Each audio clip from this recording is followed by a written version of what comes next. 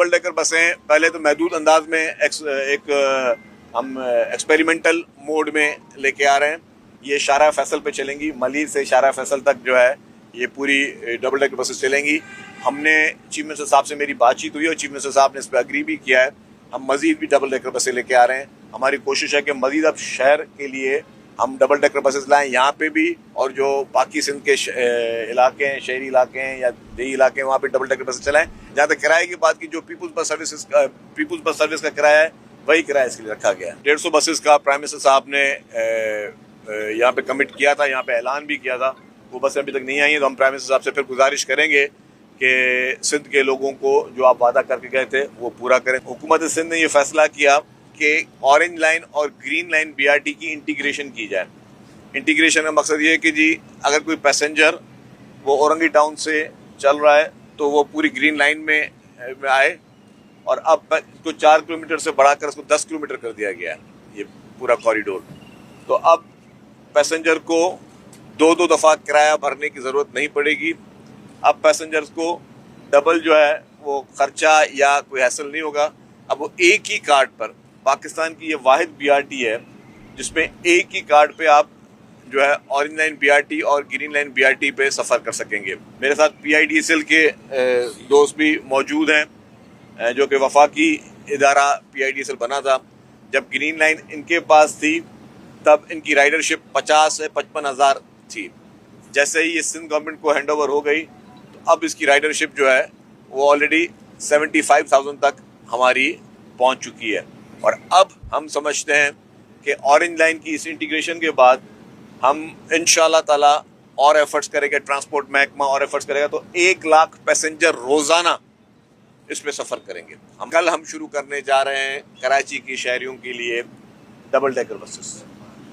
तो नए साल की शुरुआत में ही पाकिस्तान पीपल्स पार्टी की हुकूमत सिंध की जानिब से पीपल्स पार्टी की लीडरशिप के अहकामात पर जो है वो पीपल्स बस सर्विस के ही एक नया जो इसका ऑप्शन है, हम जिसमें डबल डेकर बसेस कराची में चलाने जा रहे हैं, वो कल से सर्विस शुरू हो जाएगी। उसके बाद कराची के शहरियों को और मज़ीद सहूलियात जो हैं उसमें इजाफा होगा और मज़ीद जो है ये बसेस आएंगी। फिर इसके बाद हमारी जो EV बसेस हमारी वो भी नई पहुँच चुकी हैं कराची में, उसके भी कुछ नए चंद रूट्स जो हम कराची में शुरू करने जा रहे हैं।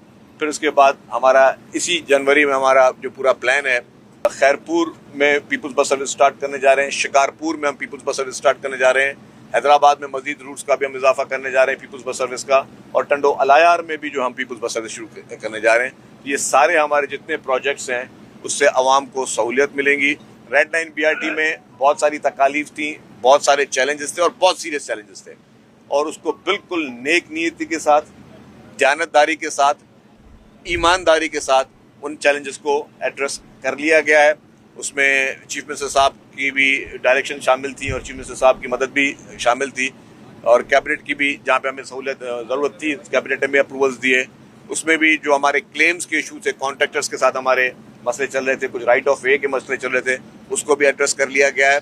तो वो काम शुरू हो चुका है रेड लाइन BRT का। हमारी इस वक्त कोशिश ये है कि हम मार्च अप्रैल तक जो आपके मेन कॉरिडोर्स हैं उनको हम कंप्लीट कर लें।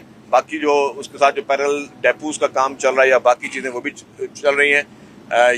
येलो लाइन BRT का काम, उसमें जो ताज ब्रिज थी वो कंप्लीट हो चुकी है। बाकी उसके 2 कंपोनेंट्स उनको भी अब टेंडर आउट कर दिया गया है। हमारे डेपोज काम उसमें भी चल रहा है। इसके अलावा हमारी 500 बसेस एक और हमारी प्रोसेस में, 100 बसेस एक और प्रोसेस में।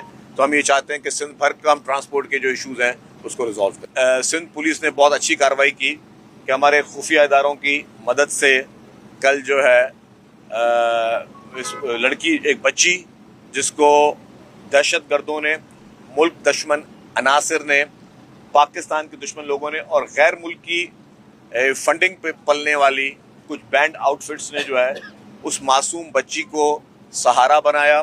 सोशल मीडिया के ज़रिए उसके दिमाग में वो सीडिंग की गई, उसको राग़िब किया गया कि वो एक मासूम बच्ची जो कि जुवेनाइल बच्ची थी, वो उसको इस हद तक राग़िब किया गया कि वो अपनी जान लेने के लिए भी तैयार थी और आम मासूम लोगों की जान लेने के लिए भी तैयार थी, अपनी जान देने के लिए भी तैयार थी और आम मासूम लोगों की जाने लेने के लिए तैयार थी। उसको खुदकश जैकेट उसको बनाया, उसको पहुंचाई गई, उसको राग़िब किया गया सोशल मीडिया के ज़रिए कि जी ये बहुत बड़ा काम है, ये बहुत बड़ी चीज़ें जो हैं वो है।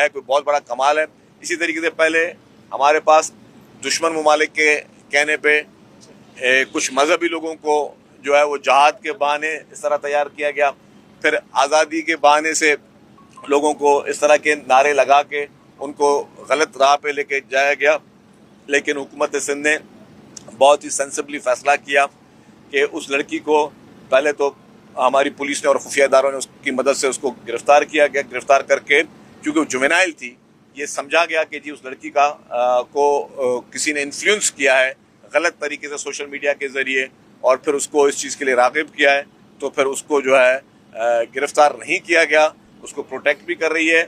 और इससे हमारा ये मैसेज भी है कि जितने भी पेरेंट्स हैं, वालिदैन हैं, बराए मेहरबानी अपने बच्चों की इन एक्टिविटीज़ पे, सोशल मीडिया की एक्टिविटीज़ हो या उनके मेल मिलाप किससे मिल रहे हैं, मोहल्लों में किससे मिल रहे हैं, उनके दोस्त क्या हैं, वो उन वालिदैन की जिम्मेदारी है कि उसका खुसूसी तौर पर उसको ख्याल करें ताकि उनके अपने बच्चे जो है वो भी इस अजाब से बच सकें और जो दूसरे के बच्चों को वो अजाब देना चाहते हैं उससे भी उनको बचाया जा सके। क्योंकि ये बहुत ही सीरियस एक थ्रेट है माशरे में, जिसको हमारी लॉ इन्फोर्समेंट एजेंसीज जो हैं वो इसको इस तरीके से उनको चैलेंज का मुजाहरा भी कर रही हैं, दहशतगर्दों से लड़ भी रही हैं।